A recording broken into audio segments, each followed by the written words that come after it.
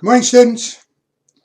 This is Dr. Winkler again. We are getting late in the World War I class. This is lecture number 26. Looking forward to today. Get the day off. Going to hang loose. Do something decadent, disgusting like lay on the couch, which I, quite frankly, enjoy very much. I'll do some other things that are more exciting than that. However, let's continue with our discussion of the First World War, and I can brag about my day later on. Last time we were discussing the United States in the First World War. And just one other thing I really wanted to say before I move on to other very important topics as well. Near Verdun, let me tell you my story. Rented a car, global positioning system didn't work very well. Don't know enough French to ask directions, so I'm trying to follow road signs. I wasn't too far from Côte 304 and Nemoton. When I drove over, kept seeing these signs. It was late in the day. Kept seeing these signs, American Cemetery. It was in French, of course. Well, I knew that the United States was involved in the Meuse-Argonne offensive. I knew that was close to Verdun. I didn't know about the cemetery. So I followed this. Yes, it's a rainy day and it's cold. For whatever reason, it quit raining when I got there. So I was able to look around. This is the largest United States cemetery in Europe. I believe they said like 14,000 Americans are buried here. Now, this isn't even close to the number of men who died at the Meuse-Argonne offensive. Remember, I already mentioned this, that the government would pay if you wanted to have the remains of your son or husband brought back to the United States. So many of the graves of men who died in the First World War are not in France, but they're in various cemeteries all over the country. But these 14,000 which remain. I was shocked. Outside of Arlington National Cemetery, just across the river from Washington, D.C., I had never seen an American cemetery of this size. It's absolutely huge. Laid out, I think, very discreetly.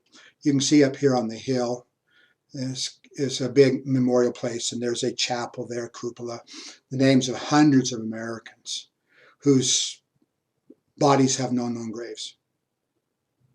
These are the graves, as you can see there in numerous sections here. These are the graves of men that were brought back. It took years of searching on the battlefield. Now, some of the men died and were removed at the end of the war. But many of the men, hundreds and hundreds of men died. And no one knew where their bodies were. Like I say, hundreds of men, I believe it's over 400, where they have names on the walls of men that their bodies were never located. Then they found these other bodies and brought them back and put this in a cemetery. France has ceded this land to the United States forever. This is a memorial to the Americans who fought in the war, obviously where their bodies rest. I had time to walk around. You could imagine you're walking around that, and they had the names of the men, where they were from, and they had the date in which they died. I was surprised at how many men died on the last day. Now, there were men who had died there like in 1919, who suffered from wounds for a number of months before they died. It was quite interesting in several respects, very, very moving in all respects. But I remember when they had a grave of a man who had been awarded the Medal of Honor. The gravestone was, you can see there's Jews as well as Christians buried here. The names on the gravestones had been etched in gold. The other stones, as you can see from here, are, well, that one's in gold. So that man was a Medal of Honor winner. But the rest are engraved in contrast, in dark letters. I was very moved. It's a little bit like going to the Holocaust Museum, and it was a little bit like going to Verdun. When I had these little things going through my mind, shall we say, am I really putting distance between myself and what I'm experiencing? I'm reading, I'm looking, I'm trying to feel, but what's going on in my mind is this: Albert, you're a piece of crap. However, my grammar's not that good. Albert, you're a piece of crap, but you're not a superficial piece of crap. I really did feel for this. This was an absolutely remarkable experience. It's a little bit like going to the ossuary at Verdun, except these are my countrymen. Many of these men, some of these men, put down in many places, many respects, where they were from, and I saw a few Utahns. Very, very, very moving experience. Now, this American War Cemetery, and this is done a little bit differently. This is a French War Cemetery. And if I could get a close enough shot, I could show you what it says on virtually all of these. Mort pour la France, died for France. Well, let's talk about something a little bit different. Let's talk about women in society. As I was starting to explain last time, social changes are brought about in society. There's always social changes, but the most rapid social changes tend to come with two factors, one of which is technology. You and I are all familiar with this. We're bathed in technology. Everything changes almost constantly. If something ever happened and technology didn't change anymore for a while, it would be so unusual, it'd almost be shocking. I mean, your smartphones, your cell phones, the internet, all kinds of things exploded in the last few decades. And they do have changes. They change our vocabulary, the kind of things we say, and it changed our social attitudes. When I was dating, you had to go out and face the humiliation of trying to meet somebody at a social gathering, like a dance. And you have no idea if that girl's interested in you or not. So more often than not, you get shot down in flames. Nowadays, you can go on the internet, and most people, I think, perhaps the vast majority of people now, meet on the internet. And you find somebody who's interested before you ever have to go through the humiliation of approaching them. I would call that a major social change.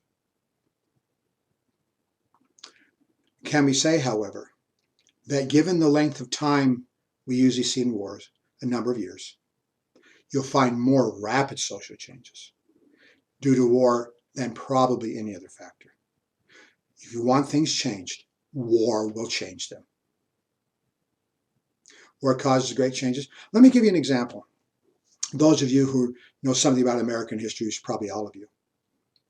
The abolitionists, these people that want slaves to be freed in the United States, are pushing, they want legislation, they want to keep the expansion of slavery out of the territories. Even among some of the most optimistic of them, could not believe that slaves would be made free before the 20th century. In other words, another half century. And if you said, well, maybe in the 1890s. But then we have a war, civil war. Something that would have taken decades if it had been accomplished within a century was accomplished in several years.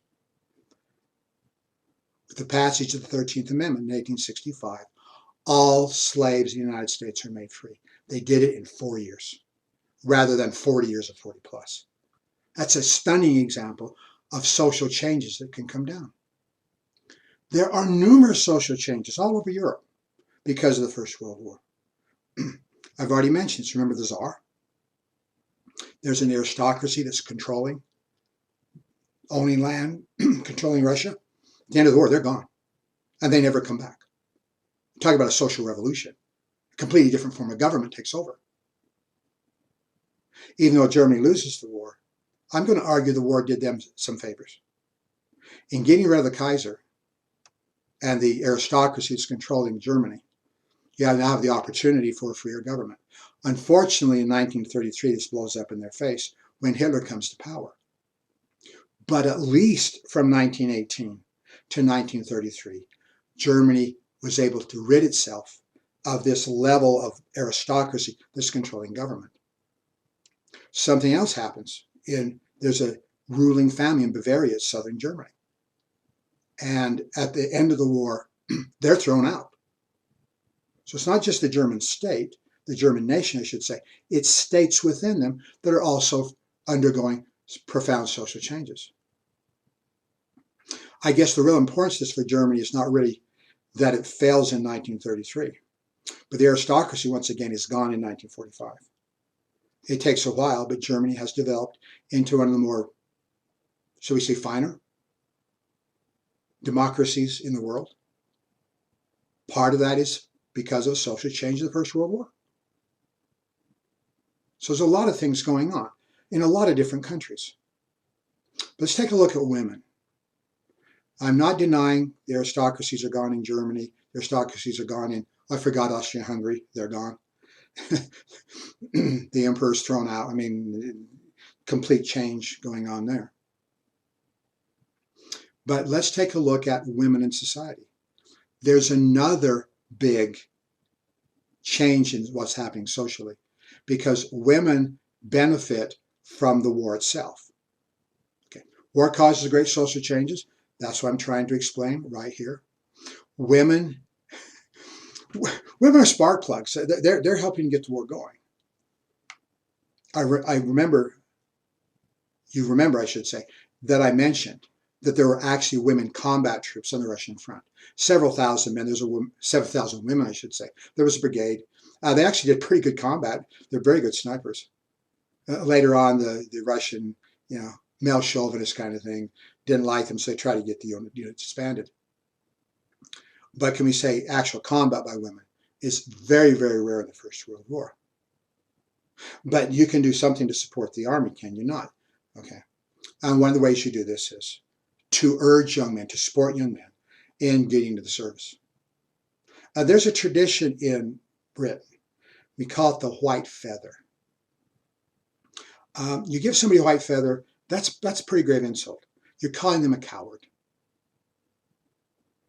If you're a military age or appear to be military age, and you are walking around the streets of London or any other city, and you're not in uniform, the women have a tendency to come up to you.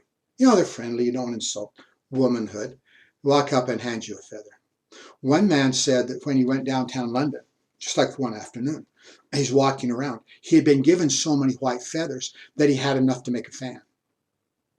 So this is something that's not marginal. A lot of women are doing this. When you live in the United States, women in the United States tend to be somewhat friendly. As old as I am, sometimes I'm walking across campus and a young woman will say, "Hello, you're a nice lady. You have no interest in me whatsoever. My golly, you can do better than this." Obviously, they're just being nice. Okay. Now, if you are friendly in some of these other countries, that's a come on. That's not just, I'm a nice lady. No, you're interested. I was talking to a German professor on campus. And he's from Germany. And he said when he first got to the United States, that drove him nuts. Because all these women seem to be giving him a come on. Okay, let's take this back over to World War I.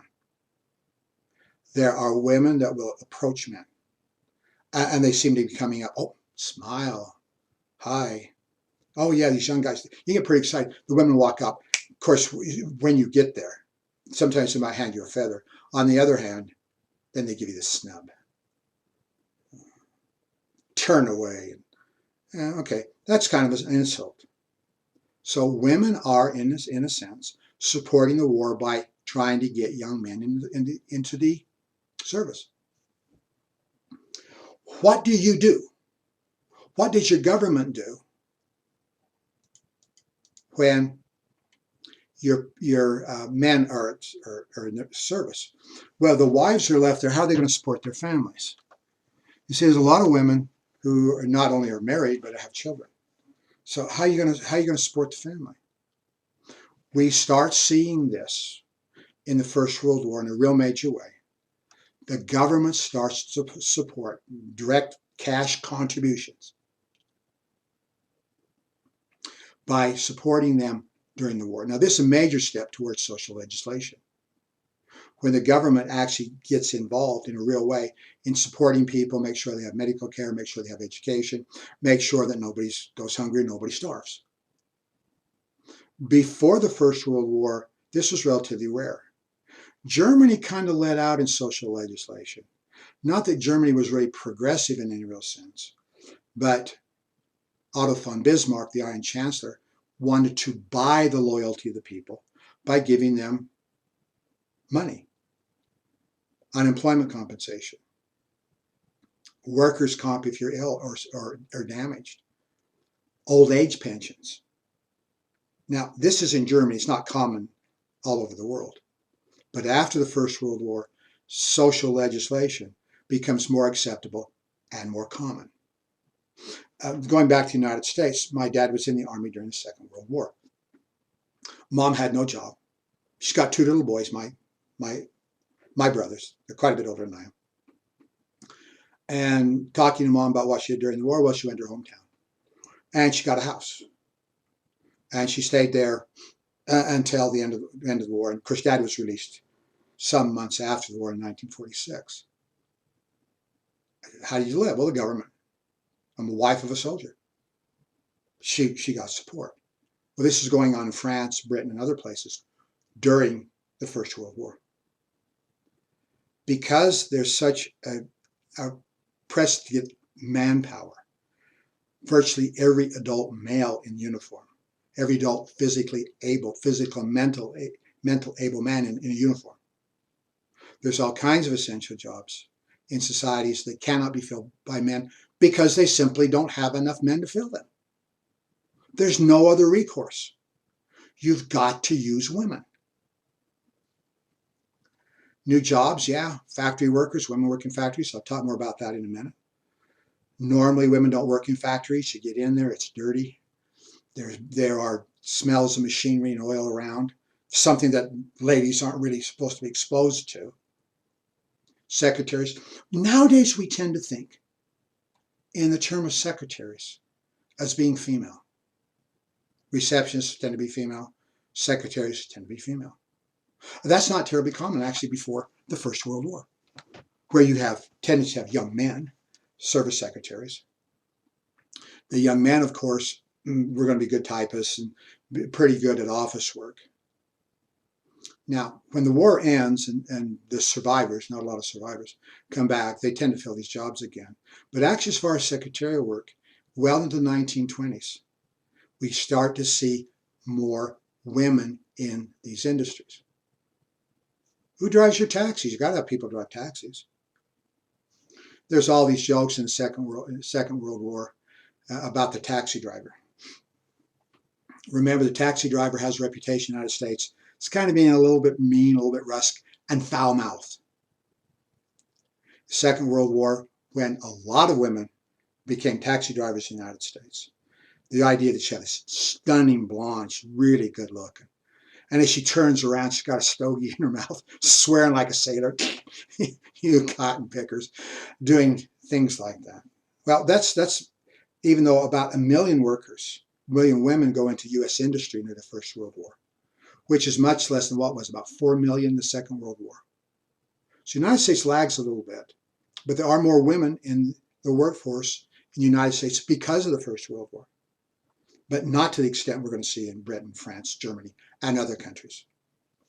Something that was remarkable at that time frame is police. One of the reasons why police have a tendency to be more effective is that men are intimidating. A lot of times police officers are very, very good at looking formidable. There are times when police officers wear boots. Gives them an inch or two advantage. Sometimes Highway Patrol is a little famous for this. They wear a pretty large hat. It makes them look more formidable. It makes them look like there's somebody you don't mess with. And that can make them more effective in establishing a peaceful situation. We normally don't think that women are that intimidating. In the United States, this really broke down in the 1970s. In the 1970s, we start seeing women in the police force. Remember, with women's liberation, you find out, well, women are pretty effective. Now, the Europeans knew this already, because you go back to the First World War, and you have women with nightsticks and walking around. They have the authority, law behind them. Not quite as physically intimidating, but you get a rough, tough lady, and she knows how to handle herself with a nightstick, and you don't laugh that off. Find police, keeping order, breaking up barroom brawls. Women going to medicine. That's a little bit odd, because nowadays we look at our medical community on a very large percentage, not all, a very large percentage of the nurses in hospitals, not just in the United States, but throughout the world, are women. Now, still there's a propensity to see the doctors as being male. It's very common going to hospital, you see all these women as nurses, a few men as well. You do see a woman doctor or two occasionally, but largely the men are in the taking care of the medical profession. I should say as doctors. So what's different?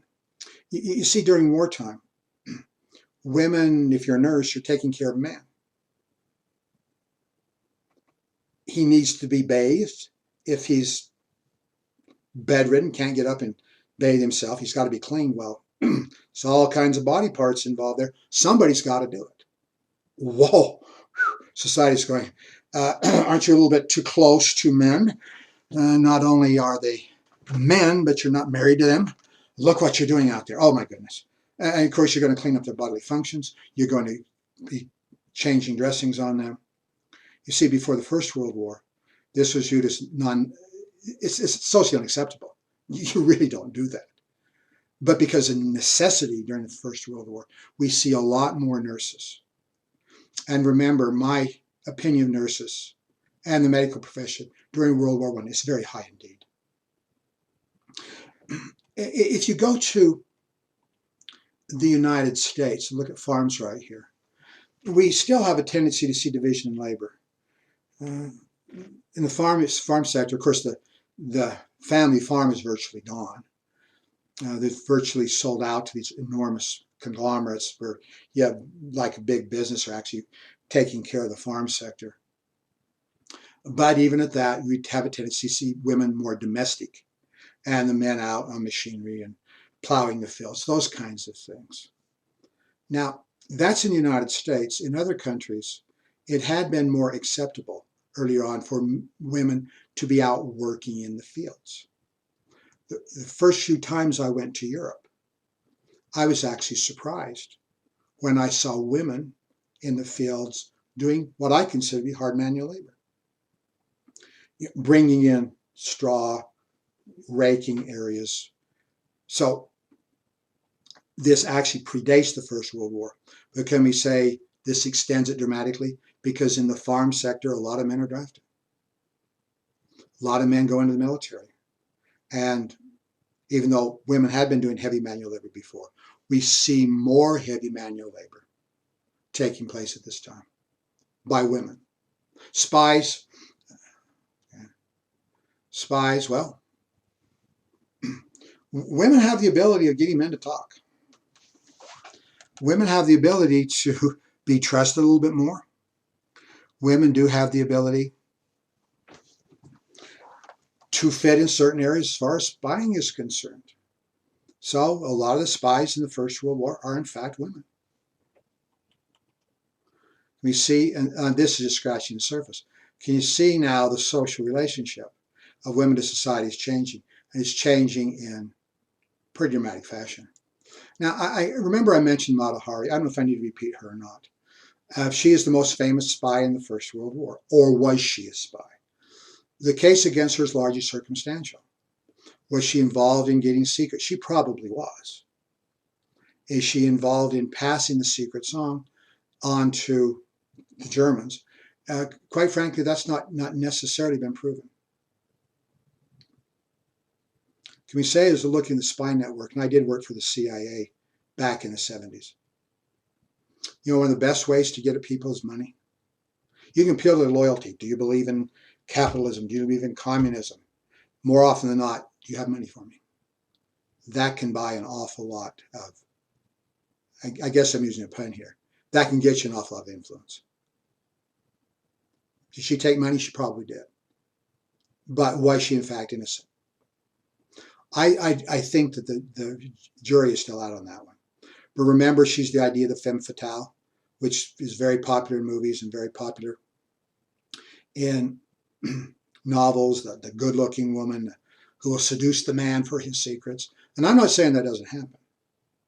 But I am going to say that more often, the women that are effective are like cleaning maids that come in to clean up the building and are able to grab a few secret documents, get them in the purse, and get out the door before anybody notices.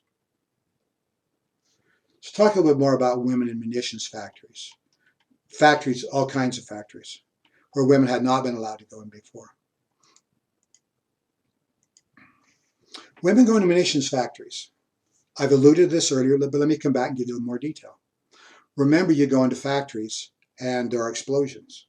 You're around harsh and dangerous chemicals. It's dangerous work. It's debilitating work. Sometimes the women who work in munitions factories, largely making shells and putting nitrates and explosive materials in shells, actually get a kind of a yellow tinge to them. They start calling them canary girls. Obviously, the harsh chemicals are influencing their body chemistry. Later on, we find out that it's hard to say during the war itself, but later on, some of these canary girls find out they can't have children. What I haven't seen is a study saying what were their death rates, sometimes years or decades afterwards, and was that elevated versus people who did not go in the munitions factories. I have to believe that it was, but I cannot give you the information because I haven't seen a study on this, at least not yet. Death, yeah, explosions. Women are killed. Sometimes women are damaged. Sometimes they're maimed. Sometimes you get a hand blown off or a foot blown off. One of the reasons why I'm making a big deal over this is that when we're talking about women getting the right to vote, and I'll come back to that in just a few minutes. We talk about women getting the right to vote. And one of the rationales for keeping women away from the vote, of course, there's all these prejudice against women. They're not as well educated. They're too emotional. They're not as smart as men. All of which, well, lack of education is a real issue. The reason for that is women don't have opportunities for education. But the idea that somehow women are less intelligent is a bunch of balderdash. That's not true at all. But one of the issues is, are they really sacrificing for the government? I mean, the men are out dying in the trenches. There's no doubt about that at all. What are the women doing? Well, they're back in factories. That's helpful, very helpful. But when you see a woman with yellow skin, you see a woman with her foot blown off because she's working in a factory.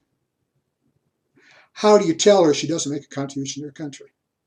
How can you possibly tell her that she's not worthy of the vote? Well, some of the things we see happening here. Women more commonly smoke in public. Are women lighting up in private? Well, probably. I've never seen a smoking rate before the 1920s. That's the number of women who are smoking. Some women do smoke. It's not quite as is in more recent society where you got to look feminine or cool or you're growing up, so you got to smoke a cigarette. No, that's different. But I'd have to try to examine the women's motives for doing this. I think a lot of them want to just act a little bit more like men.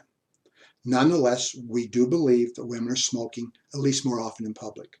Something that would have been quite shameful before the war becomes more accepted during and after the war. Drink alcoholic beverages.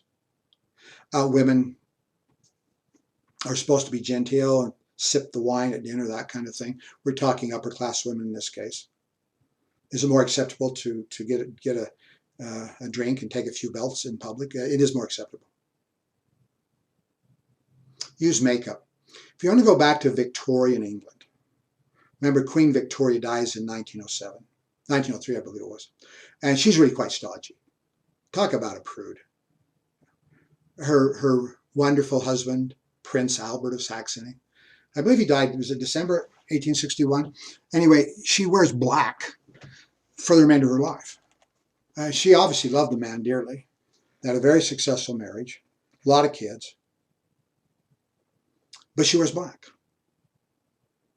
So can we say she has a tendency, black in mourning, she has a tendency to dictate fashion to a certain extent? We can certainly say that. So women wore black, not just in Britain, America, a lot of places as well. That was the only acceptable color. Now, late in her life, she always wore black. Queen Victoria always did. But women start wearing more colorful clothing later on. Now, one of the things that Queen Victoria essentially told society, that women do not wear makeup. Only a loose woman, an immoral woman, would wear makeup. All right. Of course, this is breaking down even before the First World War. Women are wearing more makeup.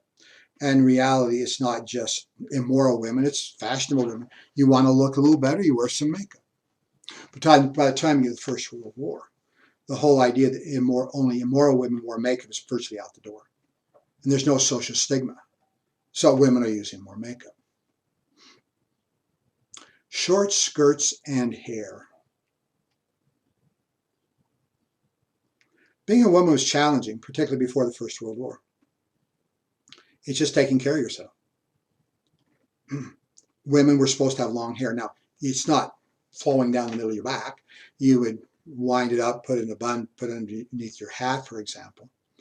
And I've never really had long hair, but I would imagine that I'm a guy, right? So all I do about hair is wash it and comb it and go home, right?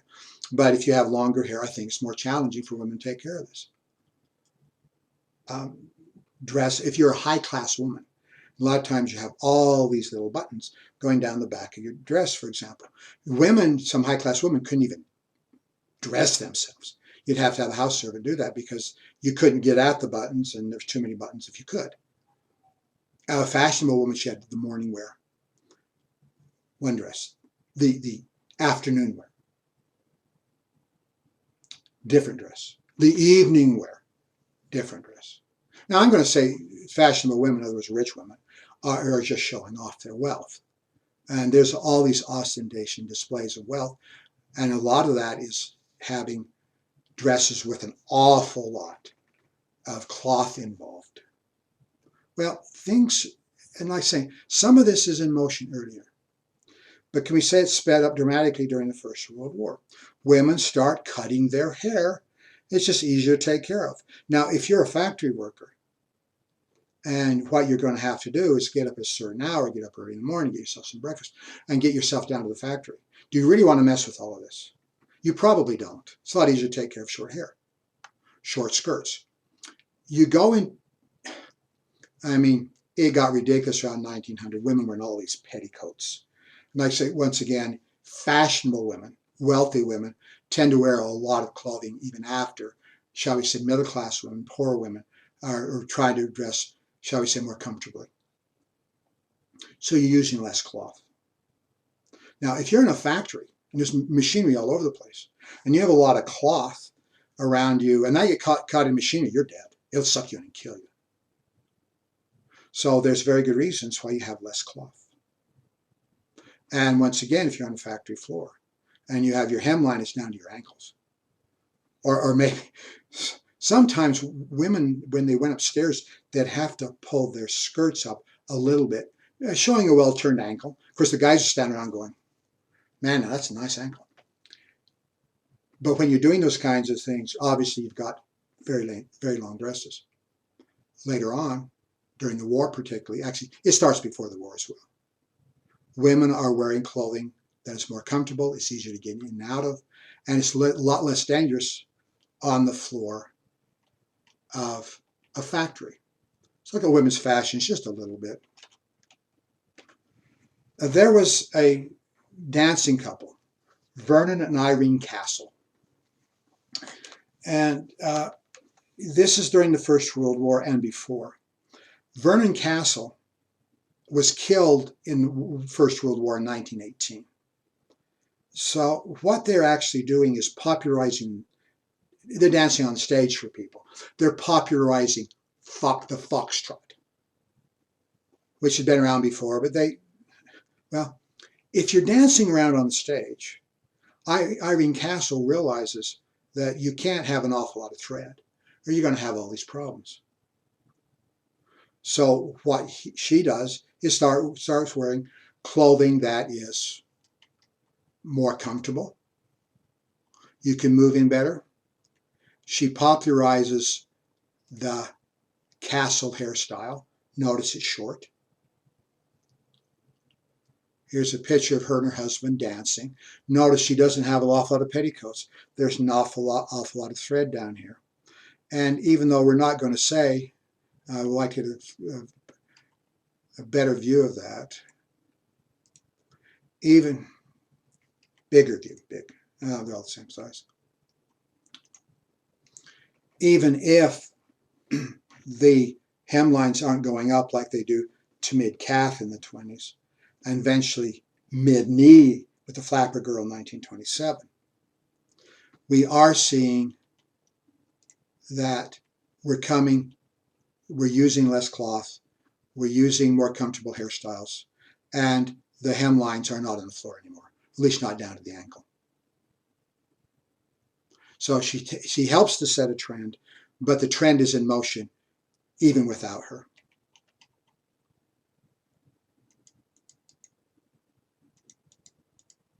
Now we come to social relationships here. Let's take a look at the gender ratio. The gender ratio, before the First World War, what is the gender ratio like, men to women? And very unfortunately for women, there's a tendency for them to die in childbirth. Your chance of dying in childbirth is actually pretty good. 1 in 10, I read that someplace, I'm not sure if that's sustainable in a lot of scenarios, but women do die in childbirth. That is common. So when you have fewer women in society, obviously the gender ratio of the surviving women has a tendency to favor men. I said that wrong. Has a tendency to favor women.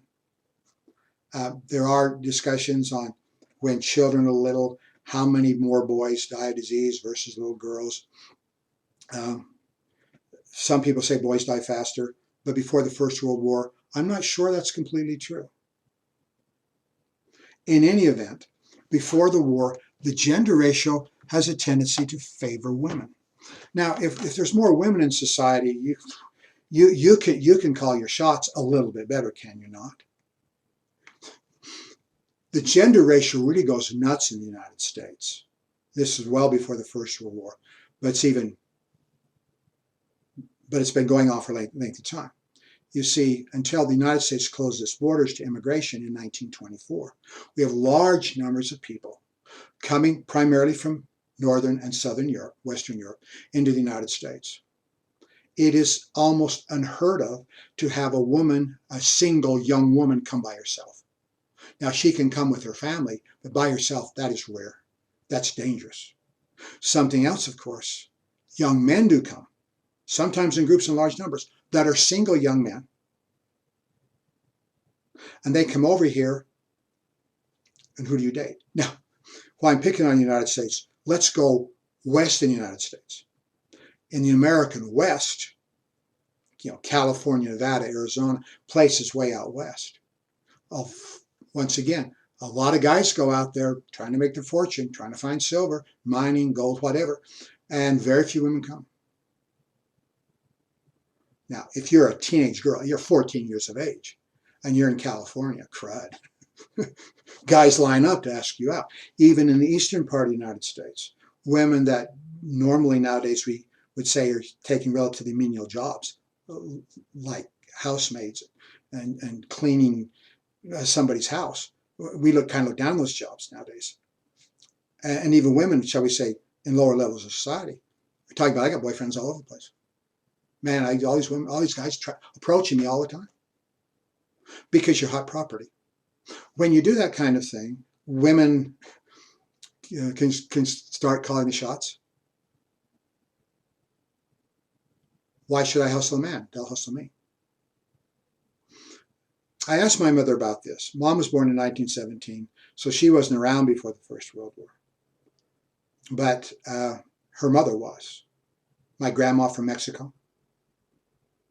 And she, I don't have this directly from grandma, but I have it through mom.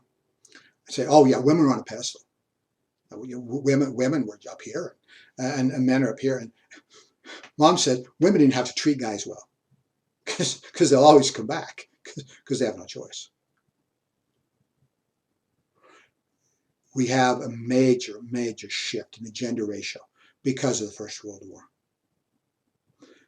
In 1914, the life expectancy of a Frenchman was about 50 years. Within a couple of years, with all the slaughters, the life expectancy of a Frenchman is now down to about 25 years. During the war itself, there's millions of men that are literally taken out of society and sent up to the front. So many of them are dead that not as many come back. And a lot of those who are physically left are either physically or mentally maimed. Therefore aren't, shall we say, very good in the marriage market. So the gender ratio shifts dramatically away from women.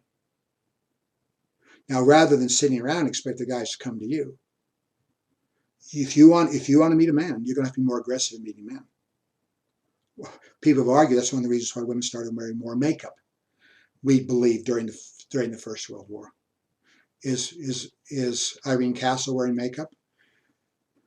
Sure looks like it to me. Looks like lipstick and eyeliner to me. So women have had a change in role. Some people even argue maybe that's one of the reasons why women started wearing more form-fitting clothing. Because, well, more attractive to men.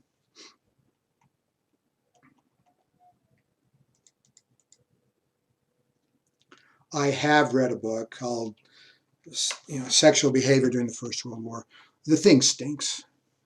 The author's saying all kinds of things he doesn't know.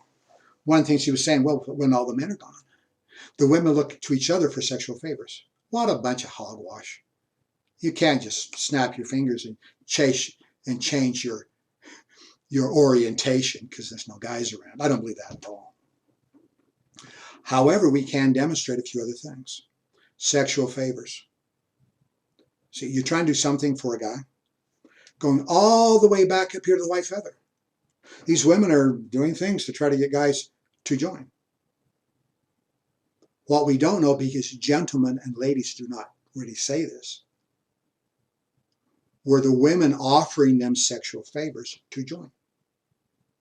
Tell you what, if you join, we'll have a little fun.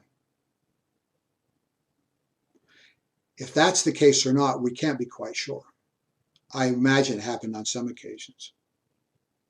But there's a lot of times, the guy's going to go off. He might be your boyfriend. He might be just some nice guy. He might be just some guy. Support your troops. Send them off with a few sexual favors. We're seeing this in the First World War. We're going to see this in the Second World War as well.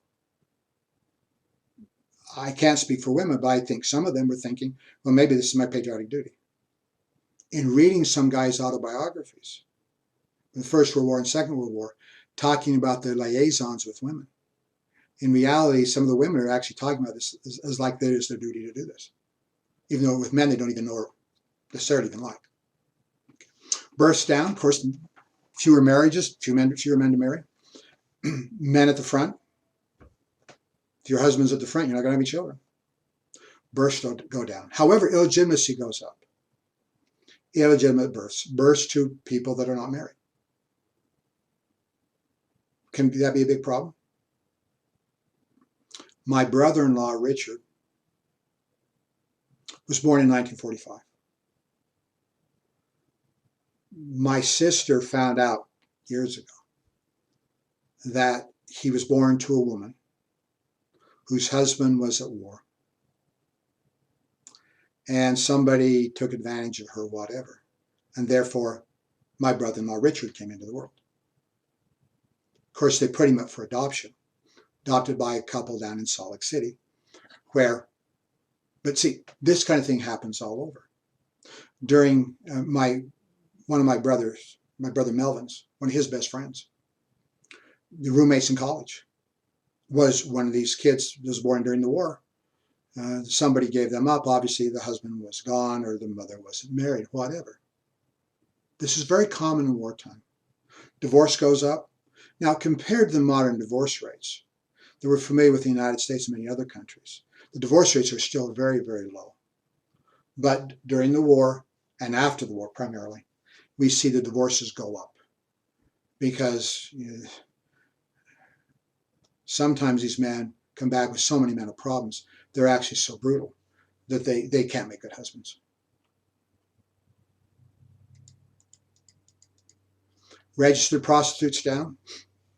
Reason why women go into prostitution is because they have no other choice. They have no other means of supporting themselves. The most disgusting and degrading of all occupations, shall we say, is selling yourself.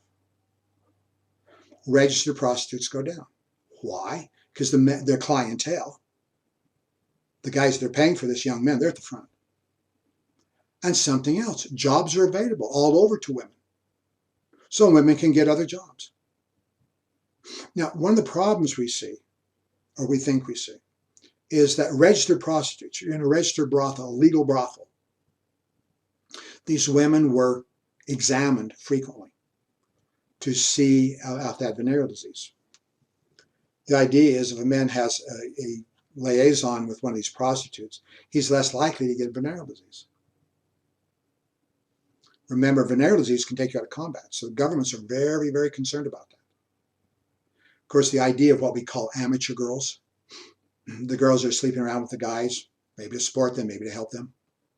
It's their duty, shall we say, whatever the women are thinking about this. The governments are more afraid of the amateur girls because they're not subject to examination. Therefore, it's more likely for them to get a disease, or to spread disease, I should say. All of this are major social changes, but women get the vote. This is extremely important, I think, in world history. If you want to look at the history of women's rights, women have been agitating in many countries for generations. We usually say in the United States, the beginning of the women's movement to try to vote took place in 1848 at Seneca Falls, New York. Nationally, a few states allow this, but nationally, women don't get the vote. The first time they vote is actually in 1920. It takes 72 years for this to happen. The suffragettes in Britain are the American women are trying to approach this a little bit more genteel, all right? Be more flirtatious, that kind of thing. The British women are, shall we say, have a reputation for being more active. They're not above smashing a window. They're not above throwing a rock. There was one suffragette woman who, during a horse race in Britain, the upper classes like horses, she actually ran out in front of the horse. The horse ran into her and killed her. She was a suffragette. She was willing to die for the opportunity to spread her cause. When you see all these things taking place up here, the prejudice, the resistance in keeping the women from voting is a major problem. How do you justify it now? Extremely important social change. Let me give you a list of the countries that gave women the right to vote during or shortly after the First World War, largely because of what the women were doing. Austria, Belgium, Britain, Czechoslovakia. Now, Czechoslovakia didn't exist until 1918, but they shortly gave women the right to vote. Denmark. Denmark's not even involved in the war. But can we say that they learned to prize women? Yeah, they did. Estonia, Germany, Hungary, Iceland. Once again, Iceland's not involved in the war. Estonia and Latvia and Lithuania, by the way, broke away from Russia at the end of the First World War. So we say they're not involved in the war as independent nations, but they're involved in the war. Their society's involved in the war. The Netherlands also neutral during the war. Poland was not created till the end of the war. Sweden is neutral. They also give the women the right to vote. And the United States. The women's right to vote makes an enormous amount of difference. Now you have the direct participation of women in politics. In my estimation, even yet, after all these years, it's been virtually a century since women in the United States got the right to vote. Still, the representation of women in government is really relatively small. However, their contributions can be major. It's nice to have another opinion. It's nice to have another prevailing opinion. It's nice to have somebody with a strong moral compass come in and make a statement as to what's going on. I think it's very, very valuable. I kind of boldly made a statement here, make for a more peaceful world. Women are slightly, in many cases, a lot less likely to vote for war. Of course, I want to couch that carefully. There has never been a democracy when the popular vote has ever voted to go to war. At least not in my knowledge. I don't know everything, but I've never run across this. Make the world more peaceful. Let's go to the end of World War II. Let's go to United States occupation of Japan. And let's go to Douglas MacArthur. One of the things that U.S. occupation wanted to do, and Douglas MacArthur's leading U.S. occupation, is to somehow take militarism out of Japanese society. They don't want Japan to be militaristic again, build up their armies and threaten the world in any real sense. One of the ways he does that, he writes a good constitution for them. One of the things he does is he gives the women in Japan the right to vote. You will therefore always have a very large voting bloc that are going to be less militaristic than what we're going to see from the men. Well, I'm going to check on my time and see if I can pull you up some other information. Please bear with me. I'm a technically challenged old man.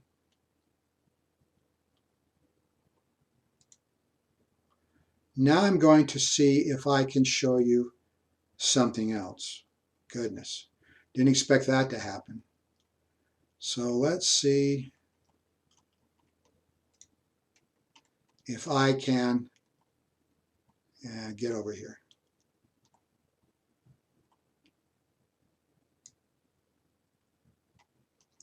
Notice what I have up here, World War I vets. See if I can pull this up. Okay. Now, unfortunately, our class is not meeting in person. And if we were meeting in person, I could go down to the photocopy shop and I could run off a bunch of copies and hand these out to you. The difficulty with that, of course, is that I'm not sure I can do this.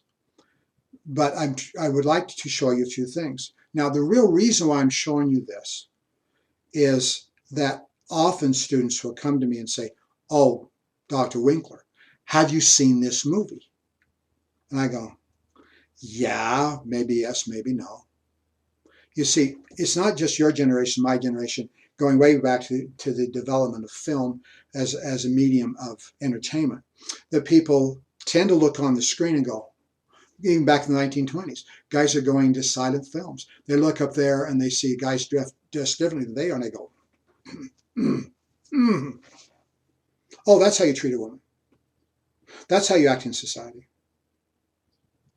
I'm not going to say that's necessarily bad, but I'm going to say that there's a tendency to take a strong look.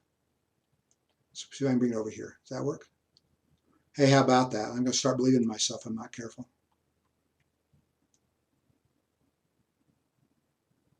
So I want to talk about film. I want to give you my opinion. Get that bigger so it's easier to see?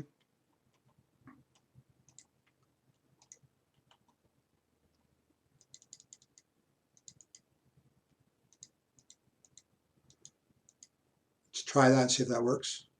It's big, so it's easier for you to see. Now, I want to go through this thing not too rapidly because this is going to be on YouTube, and I want you to have the opportunity to go back and review this, start over again, and see what you want to get. In other words, see the list and have it more available to you. What I did is I actually started out in two manners. I wanted to show the films that I've seen about the First World War and give you my take on them and their value in case you want to look at them at some time. This is totally off the cuff. This is not authoritative in any sense whatsoever. Just as an issue of amusement, I went in and started looking at who were the guys in World War I. I messed around, Adolf Hitler, and a few of the people that are quite obvious. But actually, I was shocked at the level of what I found. It's absolutely enormous. My argument is still the same. The military experience, if you think of it directly or indirectly, if you think of it, if you push in the back of your mind, I'm going to argue that this influences virtually everybody who had that experience. By a broader argument, therefore, I would argue that because this influences so many people that are influential, that in reality, that mentality does have a tendency to spill over into society and politics. Let's look at a few of these things. Hindenburg, yeah, we talked about him. Adolf Hitler. Mentioned Philippe Pétain. Charles de Gaulle, captured by the Germans, wounded twice, wounded at Verdun.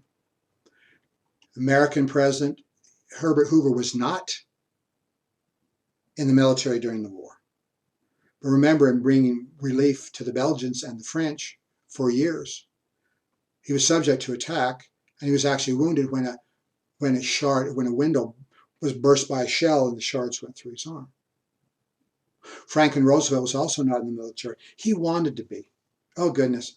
He's the Undersecretary of the Navy. He's thinking about resigning. I want to get out and get in a ship and really do some work out there.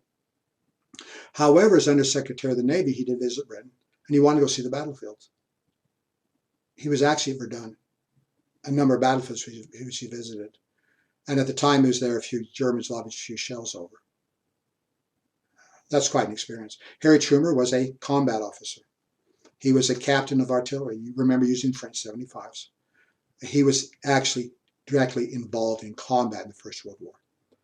Now, I'm being a little loose in what I'm saying here because Dwight Eisenhower was in the military, but he was not deployed to France. So I'm being loose in this. Israelis, British. Winston Churchill was actually in the trenches on the Western Front after he lost his job as the First Lord of the Admiralty. He was actually in the trenches for about 6 months. So he had that experience as well. I'm trying to remember, I get Macmillan and Eden mixed up. Later Prime Ministers of Britain, I believe it was Macmillan, but I'm not sure of that, who took shrapnel shards of metal into his pelvis. He never fully recovered. For the remainder of his life, he walked with a shuffle. Benito Mussolini, Tito, Poland, Czechoslovakia, Hungary. Mustafa Kemal Ataturk, the man who modernized Turkey, also defeated the forces, the Anzacs, the British and the French at Gallipoli. Let's go down to entertainers. Let me tell you about Leslie Howard. Leslie Howard was an Englishman, he's British. And he fought the Battle of the Somme, shell shock. I don't know how long he lasted. I think it was just a few weeks. But one of the things he did to get his mentality back, if you will, is go into acting. Now, those of you Am I going to really muck this up by doing this?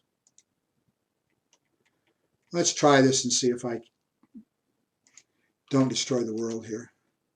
So Leslie Howard. Leslie Howard, I'm big into old-time movies. He is one of my favorite actors, actually. He was, I think his best role was, the one he's most famous for is Gone with the Wind, where he plays the gallant Ashley Wilkes.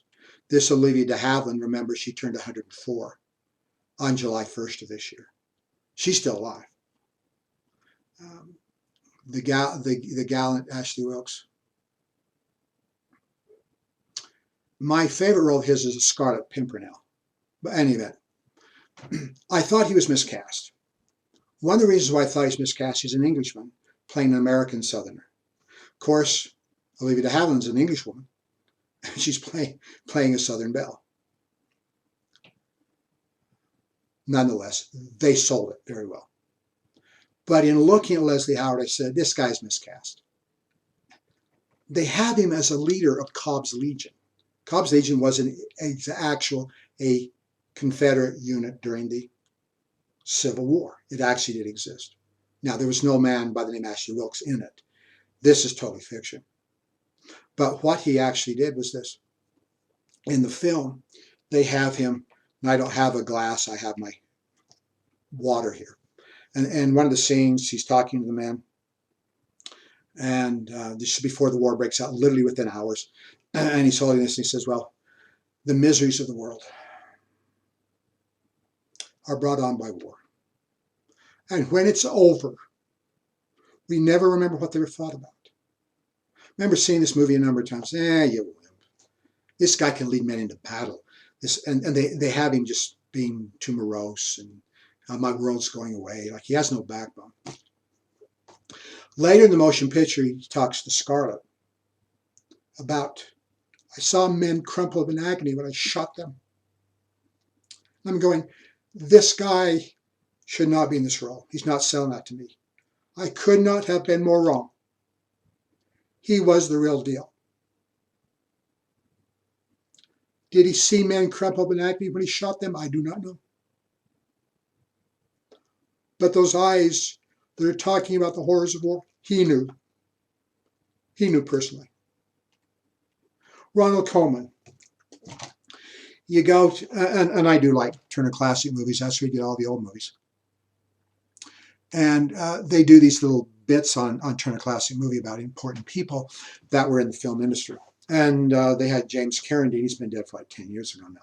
Anyway, James Carradine did a little, pitch about Ronald Colman in one of Colman's motion pictures called Random Harvest.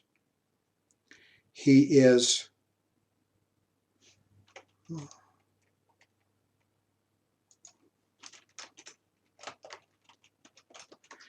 pitching Wu to, why can't I think of her name? Greer Garson. Now, I think Greer Garson's an attractive woman, but she doesn't send me into ecstasy or anything like that. Anyway, I remember in James Carradine talking about Ronald Colman. And let's get him up here. And Ronald Colman,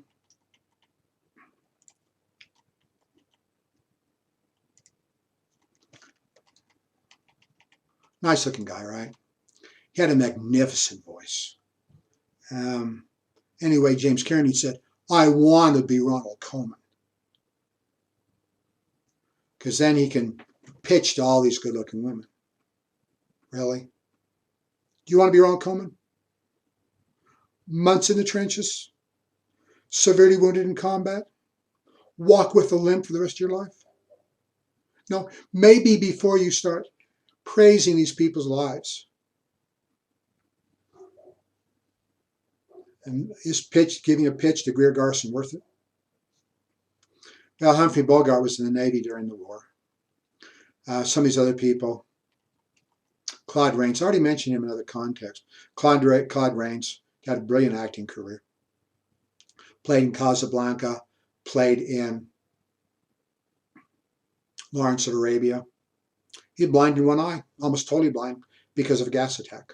Herbert Marshall He's one of these other actors. I enjoy him very much. Once again, a British actor. He's very, very good. A lot of times you'll see him in the plays, however, in the motion pictures, walking with a cane. It's not part of the plot. It's walking with a cane. So he lost his leg. Well past his knee. He lost his leg way into his thigh. A lot of other people, William Wellman had a limp for the rest of his life. I got Walt Disney here. Once again, this is kind of loose definition. Walt Disney showed up the day after the armistice as a volunteer to drive ambulances. He didn't get to see combat, but he saw the effects of combat. He saw wounded men, and he drugged men off and took them back to the hospital. And a few years later, he goes home and draws mice in his garage. Charles Boyer, World War I vet. He had one son. The son killed himself. His wife died. I believe it was cancer. A couple of days later, Boyer killed himself. Now, tragedy, his son, his wife, those kind of things can be very, very difficult on you, can they not? But I wonder if there isn't other things in his mentality that would lead him to think that suicide is a possibility. Some of these people, like I said, didn't do an awful lot. But do we get an idea of the extent, the number of men that are involved in this? Artists, these are painters.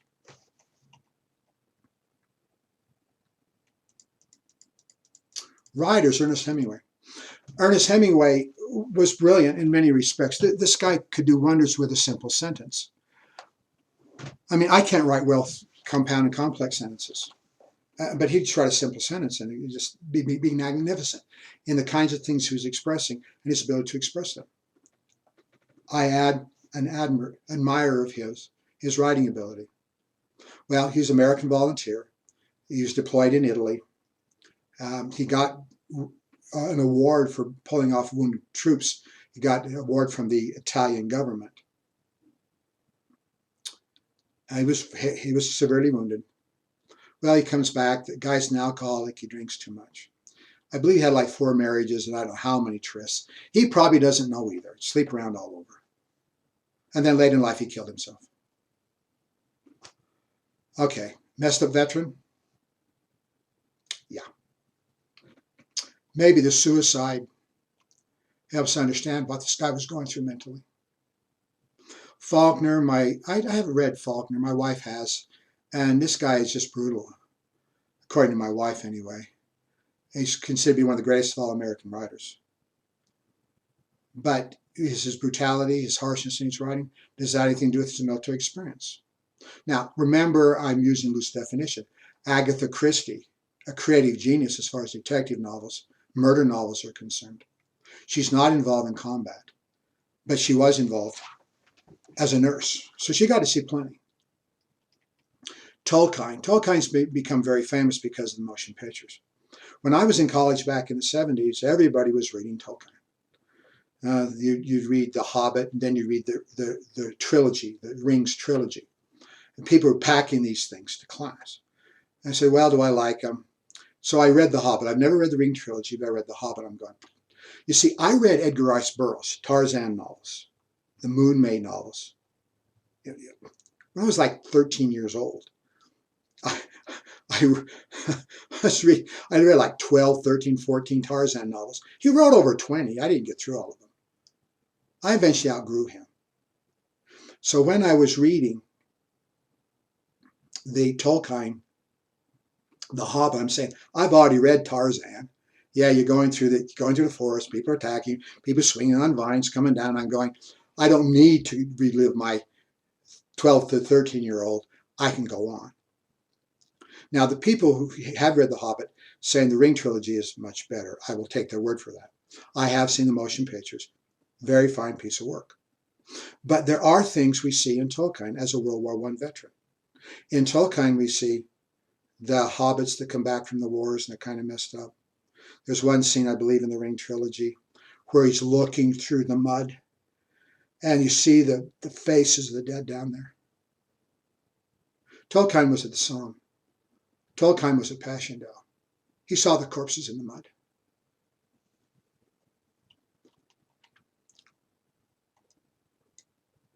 Whole bunch of people here.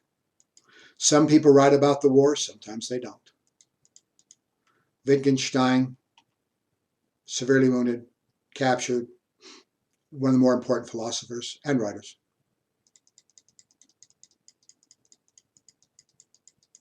Composers, Ralph Williams. Which one of these guys went deaf? He's a composer and he can't hear it because the shelling made him go deaf.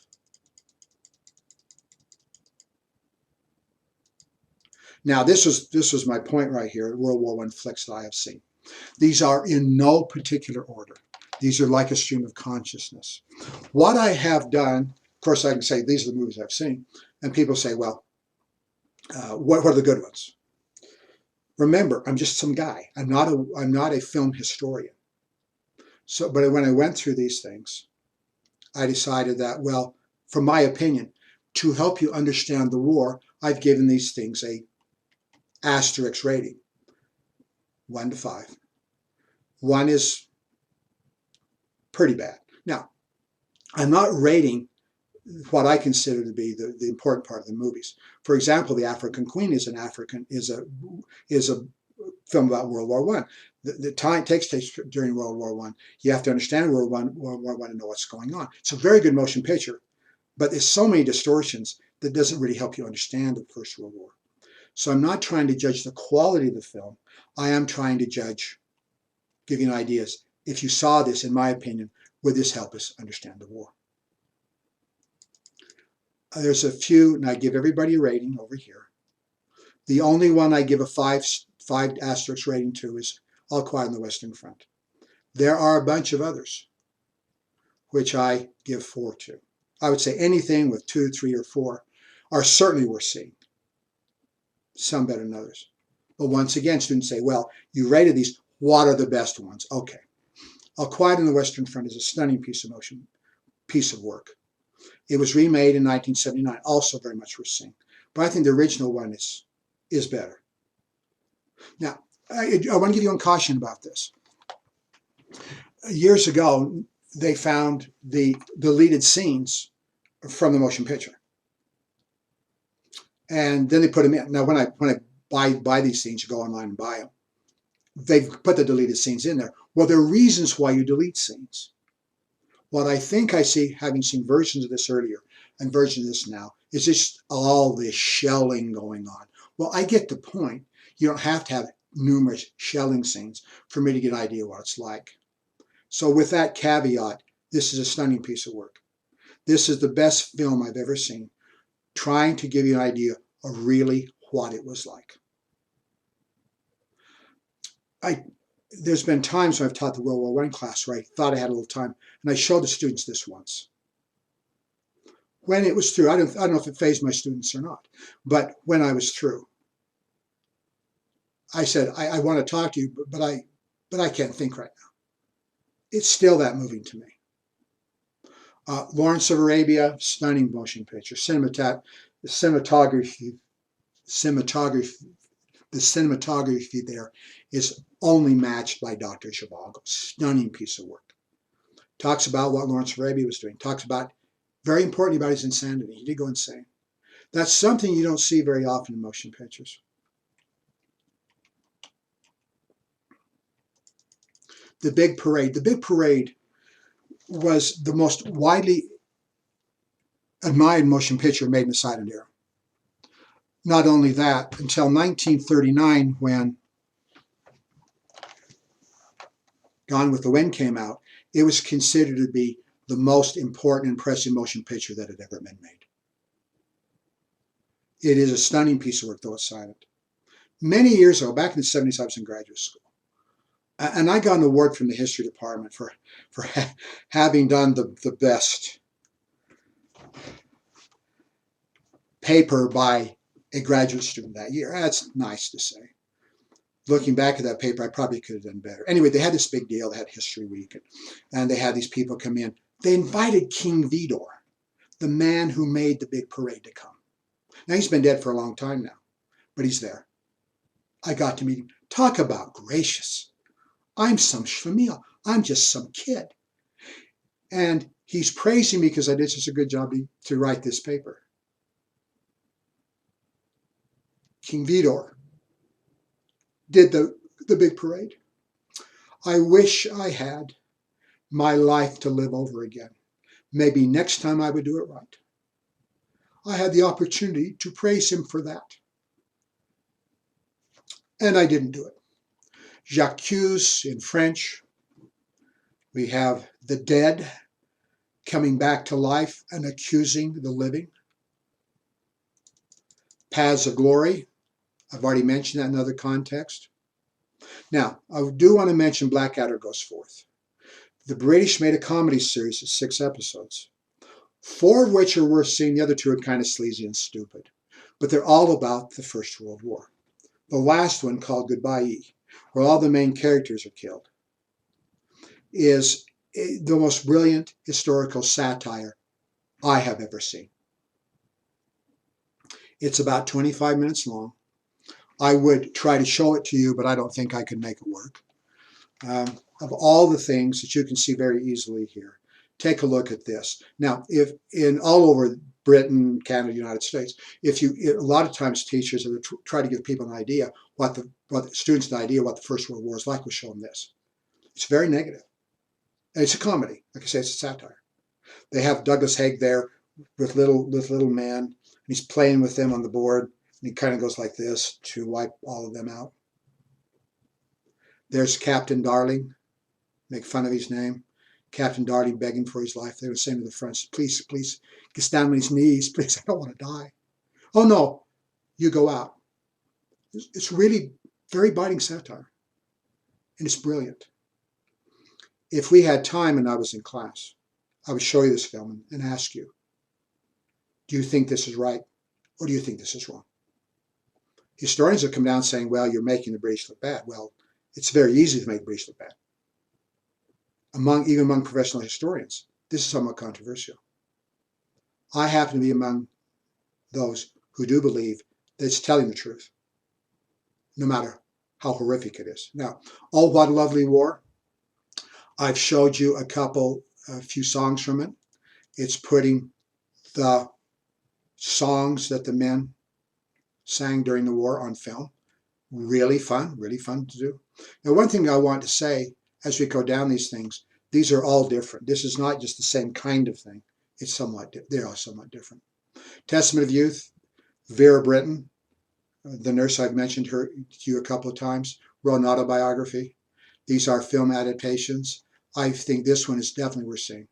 Gives you a woman's perspective on the First World War. Many years ago has knocked my socks off. I'm messing around on the internet, right? And I says, well, what if the Italians made any war movies? So I pulled this up. That was many years ago. It's in Italian. The only version I've seen on the internet, there's undertitles. And the undertitles actually don't go with the scene. With that caveat, I saw this and I'm going, now wait a minute. I'm used to seeing things that are dolled up and exaggerated in a film. That's very common. What are you showing me here? I was totally blown away by this. I still am. It's based on the memoirs of Emilio Lusso. And I recommended, I've required you students to read this book. Holy cow. What they depict here actually happened. And maybe I ought to give this one 5 stars too. Stunning piece of work. Journey's End, you see there's 3 different versions of it. They essentially get better through the telling. And this one is quite brilliant. They Shall Not Grow Old. They Shall Not Grow Old is, I don't have documentaries here. It's really more of a documentary than it is a motion picture. It's really lacking in plot. But since it was released as a motion picture in theaters, that's why I put it on the list. Well worth seeing. Just came out last year, 1917. There's some historical holes in this. Those of you who've seen it know that they got a message from one place to another to call for an attack. And I'm going, this is very interesting, cinematic genius, give you an idea of the feel of what it was like. the extent of the lines. It's really stunningly done. However, it's stupid. You know, you're here and you're writing a message over here. Why don't you put a guy on a bicycle? Why walk through the trenches when you walk behind the trenches? Even faster than that.